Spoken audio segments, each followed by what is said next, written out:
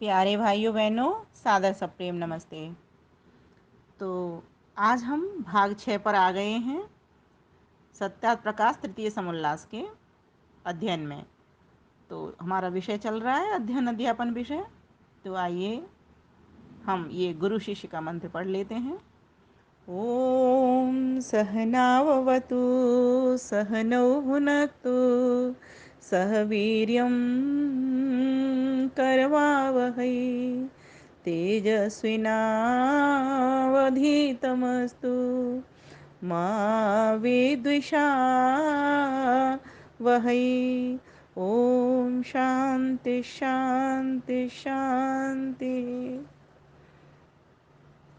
तो पिछली बार हमने जाना गायत्री मंत्र का पूरा अर्थ भाग 4 में और भाग 5 में।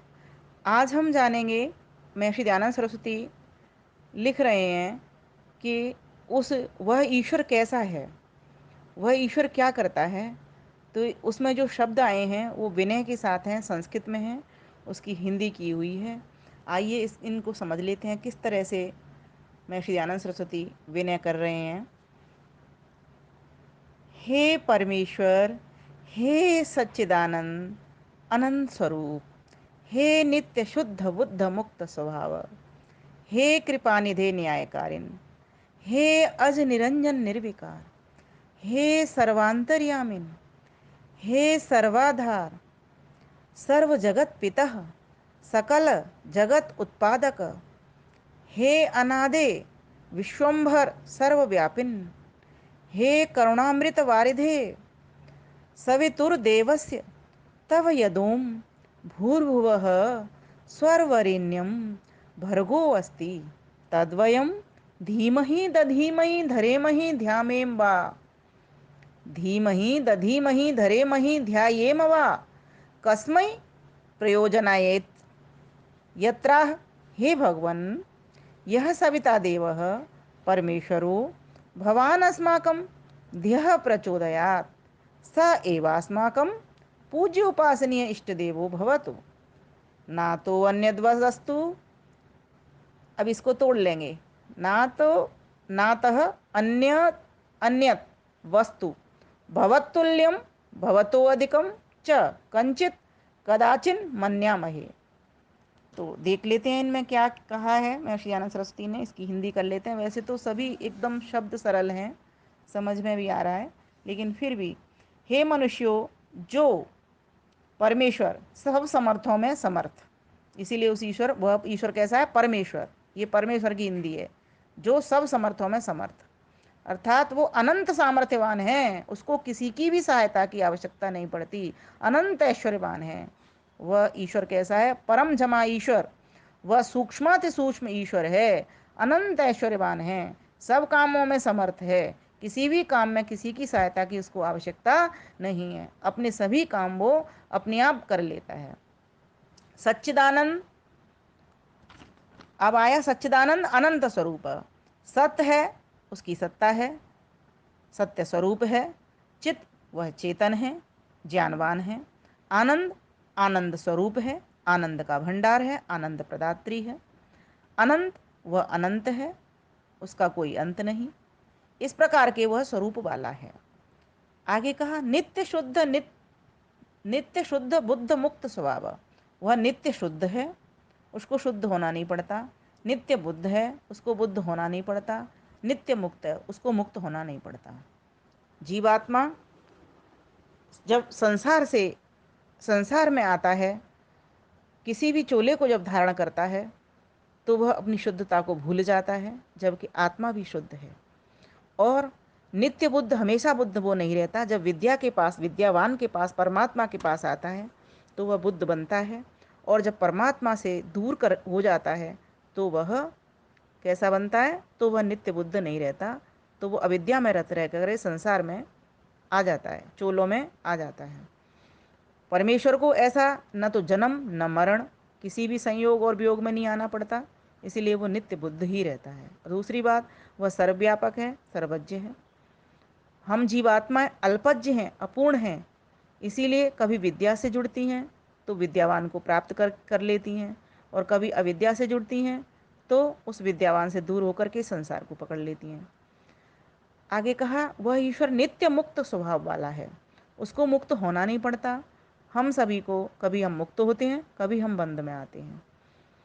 तो इस प्रकार से क्यों? क्योंकि हम जीवात्माएं अल्पज्ञ अपूर्ण हैं। ये मन इंद्रियों के द्वारा ही हमारा बंधन होता है। इस मन आदि के कारण ही हमारा मोक्ष होता है। जब ये मन परमात्मा से जुड़ जाता है तो मोक्ष के अधिकारी बनते हैं, क्लेशों से रहित हो जाते हैं। जब ये मन संसार से जुड़ता है तो बंधन में आ जाते हैं। तो परमेश्वर कैसा है? नित्य शुद्ध है, नित्य बुद्ध है, नित्य मुक्त स्वभाव वाला है, कृपा सागर है। उसकी कृपा क्या है? उसकी कृपा यही है कि वो सभी के साथ में न्याय करता है। हम जब भी इस कृपा सागर शब्द का अर्थ करते हैं तब हमें सोच लेना चाहिए परमेश्वर सबके ऊपर कृपा कर रहा है, किसी एक के भीतर नहीं कर रहा। जब व्यक्ति को दुख आता है तो क्या समझता है इंसान? कि ईश्वर की कृपा मुझ पर नहीं है। या जो कम जानता है वो क्या समझता है? कि ईश्वर की कृपा मुझ पर नहीं है। ईश्वर ने सबके लिए मन बुद्धि इंद्रियां दी हैं, एक जैसी मन बुद्धि इंद्रियां दी हैं। कृपा का पात्र बनना आना चाहिए, क्योंकि वो परमेश्वर तो सबके साथ न्याय कर रहा है। जैसा कर्म करते हैं वैसा हमको फल देता है। इसलिए हम ये नहीं कह सकते कि कृपा हमारे ऊपर नहीं है। हाँ, इस तरह से हम कह दिया करते हैं कि तुम्हारे ऊपर कोई अधिक जानकार हो या अधिक धनवान हो तो ईश्वर की बड़ी कृपा है। उसका अर्थ यही लेना चाहिए कि वो व्यक्ति स्वयं में पुरुषार्थी है, क्योंकि ईश्वर तो ठीक ठीक न्याय को करता है। महर्षि आनंद सरस्वती के अर्थों को देखिए, कितना सुंदर तरीके से कह रहे हैं उस बात को। जन्म मरण आदि क्लेश से रहित, उसको जन्म मरण होता नहीं। आकार विकार से रहित, उसका कोई आकार नहीं, निराकार है। कोई विकार उसमें आता नहीं कभी भी, क्योंकि विकार तो तब आए ना जब जन्म मरण में आए। सबके घट घट का जानने वाला है, सबका धरता सबका धारण करता है। पिता सबका पालन पोषण करता है। उत्पादक का जन्म दाता है। सबको बनाने वाला है, निर्माण करता है। अनादि, उसकी कभी शुरुआत हुई नहीं, वो अनादि है। अनंत, अनादि से अनंत उस परमेश्वर के नाम है।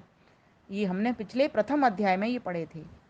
अन्नादि से विश्व का पोषण करने हारा है, अर्थात पालक है। सर्वव्यापक है, सब जगह में रहता है वो, कहीं उसे आना जाना नहीं पड़ता, ना कोई अवतार लेना पड़ता। जो भी आना जाना पड़ता है, अवतार लेना पड़ता है, वो हम मनुष्यों को ही लेना पड़ता है। हम मनुष्य ही देवता बन सकते हैं, महान पुरुष बन सकते हैं। ईश्वर को ये देवता महान पुरुष बनने की आवश्यकता नहीं। वो तो देवों का देव महादेव है। सभी देवों में के ऊपर कृपा उसी की है। सभी देवों को सब कुछ देने वाला वही है।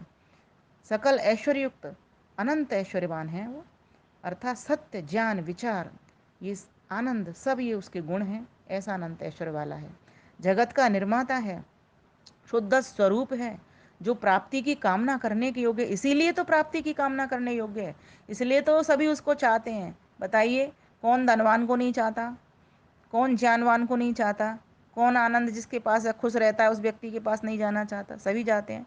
तो सर्वाधिक किसके पास है? सर्वाधिक तो परमपिता परमेश्वर के पास है। उस परमात्मा का जो शुद्ध चेतन स्वरूप है उसी को हम धारण करें। देखो, महर्षि दयानंद सरस्वती ने कितना इस पर जोर दिया है कि जो शुद्ध चेतन स्वरूप है उसी को हम धारण करें। हम अपने हाथों से बना बना करके जिनको परमात्मा कह दिया करते हैं वो परमात्मा नहीं है। हाँ, वो कोई चित्र तो हो सकता है जो हमारी जितनी जितनी कल्पना में आता जाता है, जितना जितना कारीगर जो बनाने वाले कुमार हैं उन, या जो पत्थर से छेनी हथौड़े के द्वारा कोई प्रतिमा बनाते हैं, उनके पास जितना जितना जहाँ जहाँ से जिनको मिल रहा है तो थोड़ा बहुत तो पकड़ सकते हैं वो कि ऐसा है, दिखाने के लिए मात्र ब्लॉक्स। जैसे बच्चे को एक हवा का चित्र दिखा दिया जाता है कि हवा ऐसी होती है, एक पेन से एक लकीर खींच दी जाती है हिलाते हुए कि हवा ऐसी होती है। लेकिन क्या ये हवा का शुद्ध स्वरूप है? नहीं ना। सिर्फ इतना समझा दिया जाता है कि हवा ऐसे हिलती है, डुलती है। बस इसी तरीके से परमेश्वर को समझाने का एक छोटा सा प्रयास करता है व्यक्ति। लेकिन सारे जिसके अनंत गुण हों उसको ये अल्पज्य जीवात्मा, अपूर्ण जीवात्मा कैसे उसको चित्र पर पूरा बता पाएगी? मात्र इतना सिर्फ समझाने के लिए होता है कि उस ईश्वर के भीतर ऐसे ऐसे गुण हैं, वो ईश्वर ऐसा है। और एक और बात मैं कहा करती हूँ कि जो मंदिरों में जिन भी चित्रों को, प्रतिमाओं को देखते हैं, ये सब महान पुरुषों के बने हुए हैं। भगवान राम हुए, भगवान कृष्ण हुए, शिव जी हुए, ये सभी पुरुष हुए हैं हमारे देश के भीतर। सभी देवता हुए हैं, शिव भी हुए हैं, विष्णु भी हुए हैं, महेश भी हुए हैं, सब हुए हैं। ये इन नामों से ऐसी भ्रांति हो जाती है क्योंकि ये ईश्वर के भी नाम हैं, और ईश्वर के नामों के आधार पर ही ये इन राजाओं के भी नाम हुए हैं जिनको कि हम भगवान कह रहे हैं, क्योंकि वो भी भग को धारण किए थे ना। जो भग को धारण कर लेता है वो तो जीवात्मा भी भगवान कहला सकता है और ईश्वर को भी भगवान कहते हैं। अंतर इतना रहता है कि ईश्वर तो अनंत से ऐश्वर्यवान है, लेकिन जो हम जीवात्माएं होते हैं वो अनंत ऐश्वर्यवान नहीं होते। हम तो ऐश्वर्य जो लेते हैं वो भी उस परमेश्वर से ही लेते हैं। तो फिर कहा उसी को हम धारणा करें जो चेतन है। परमात्मा चेतन है, परमात्मा जड़ नहीं है। और हम जो किसी वस्तु को बनाते हैं तो क्या हम चेतन बनाते हैं? हम तो जड़ बनाते हैं। उसकी जड़ सामान से जड़ सामग्री लेते हैं, हवा पानी मिट्टी लेते हैं और हम बना देते हैं। तो ये समझने की बात है। तो जिसको हम बना सकें तो वो परमात्मा कैसे हो सकता है? परमात्मा तो हम सब का निर्माता है।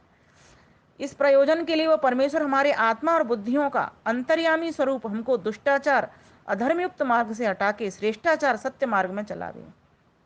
ऐसा परमेश्वर क्या करे, क्या करता है? वो हम सबकी बुद्धियों को कहाँ पे ले जाना चाहता है? वो लेना चाहता है धर्म मार्ग से हटा करके, दुष्टाचार से हटा करके अच्छे मार्ग पर ले जाना चाहता है, सत्य मार्ग पर ले जाना चाहता है। इसीलिए उसने अपना सत्य ज्ञान हम सभी मानव मात्र के लिए दिया है। उसको छोड़कर दूसरे किसी वस्तु का ध्यान हम लोग नहीं करें। देखो क्यों? क्योंकि वही सर्वाधिक हमारा भला चाहने वाला है। वही सर्वाधिक हमको वस्तुएं देने वाला है। वही हम सबकी सबसे अधिक सर्वाधिक सबकी रक्षा करने वाला है। इसीलिए हम उसी का ध्यान करें। और वो कैसा है? वो चेतन है, वो नित्य शुद्ध है, नित्य बुद्ध है, नित्य मुक्त है। क्योंकि ना तो कोई उसके तुल्य और ना कोई उससे अधिक है। ना तो कोई, संसार की सारी जीवात्माएं भी मिल जाएं तो भी उसकी बराबरी नहीं कर सकती। क्योंकि पिता की बराबरी पुत्र कैसे करेगा? अब इस बात को यहीं से समझ सकलिए। स्वामी की बराबरी सेवक कैसे करेगा? गुरु की बराबरी शिष्य कैसे करेगा? वही हमारा पिता, राजा, न्यायाधीश और सब सुखों का देने हारा है। इस प्रकार गायत्री मंत्र का उपदेश करके संध्या उपासन की जो स्नान आचमन प्राणायाम आदि क्रिया है उसको भी सिखलाना चाहिए। अब आगे यहाँ पर एक मनुस्मृति का श्लोक आएगा, ठीक है? किससे किसकी शुद्धि होती है इसको हम अगले भाग में ले लेंगे। मंत्र बोल करके मैं छोड़ देती हूँ। आप इस मंत्र को याद करिएगा। अद्भिर्गात्राणि शुध्यन्ति मनः सत्येन शुध्यति। अद्भिर्गात्राणि शुध्यन्ति मनः सत्येन शुध्यति। विद्यातपोभ्यां भूतात्मा, विद्यातपोभ्यां भूतात्मा बुद्धिर्ज्ञानेन शुध्यति। बुद्धिर्ज्ञानेन शुध्यति। अब इसका अर्थ अगले भाग में आएगा, 7वें भाग में। आप सभी का धन्यवाद। नमस्कार।